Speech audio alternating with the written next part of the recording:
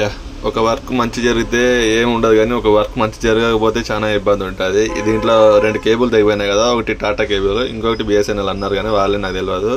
కాకపోతే ఆ కేబుల్ తెగిపోయినందుకు చాలా రిస్క్ అన్నట్టు. సర్వీస్ ఆగిపోయింది అన్నట్టు. అది రామోజీ ఫిలిం సిటీకి పోతుందంట, ఆ సర్వీస్ ఆగిపోయింది అన్నట్టు.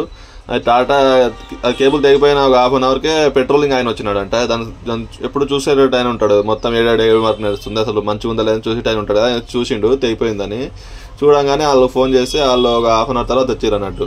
వచ్చినా కానీ ఒక హాఫ్ అన్ అవర్ 1 అవర్ దాకా వెయిట్ చేయాల్సి వచ్చింది, ఎందుకంటే మన వర్కింగ్ అప్పుడు కంప్లీట్ కాలే కదా. ఇది పెద్ద వాటర్ లైన్ అన్నట్టు. దీనికి మొత్తం వాటర్ ప్రెజర్ గురించి ఒక మీటర్ పెట్టాలి, ఆ మీటర్ గురించి వాటర్ చంబాలు కడతారు అన్నట్టు. అది లేకపోయేసరికి మొత్తం ఎన్ని వాటర్ పోతాయో వాళ్ళకి లెక్క కౌంటింగ్ ఉండదు అన్నట్టు. అందుకోసం వాటర్ చంబాలు కట్టిస్తుంటారు. ఎక్కడన్నా ప్రైవేట్ ప్లేస్లో అయితే ఏమి ఉండదు, ఇది మెయిన్ రోడ్ కాబట్టి పెద్ద వాటర్ లైన్ మీద ఉంది కాబట్టి దాంతో కేబుల్లు పోయినాయి అన్నట్టు. అది మనకు తెలిసేది కదా కేబుల్ ఏడుంటాయి ఏం కదా అని. తెలియకపోయేసరికి ఆ జేసీబీకి కానీ మనకి అది కింద తీసేటప్పుడు తగలదు, పైపు కాబట్టి అసలు తెలియకుండానే తెగిపోయి ఉంటుంది. అది ఇనుపస్సు లాంటిది అయితే తగులుతుంది అన్నట్టు. అది తెగిపోయేసరికి చాలా ప్రాబ్లం అయిపోయి పాపం వర్క్ అంతా అయిపోయినాక అవి ఎంటికలు లెక్క ఉంటాయి, మొత్తం అన్ని ఎంటికలు లెక్క ఉంటాయి. అవి కట్ చేయాలి, ఒకదానికి అతికియాలి, మామూలుగా ఉండదు. అది ఆయన స్పీడ్ చేస్తాడంట వర్క్. వాస్తవానికి స్పీడ్ చేస్తేనే గంటన్నర టైం తీసుకున్నాడు. మినిమం అంతా కలిసి ఒక 2 అవర్స్ చేసారు అన్నట్టు వర్క్ అయిపోయినా కానీ. అదే కొత్త వాళ్ళు అయితే ఇంకా రిస్క్ అన్నట్టు.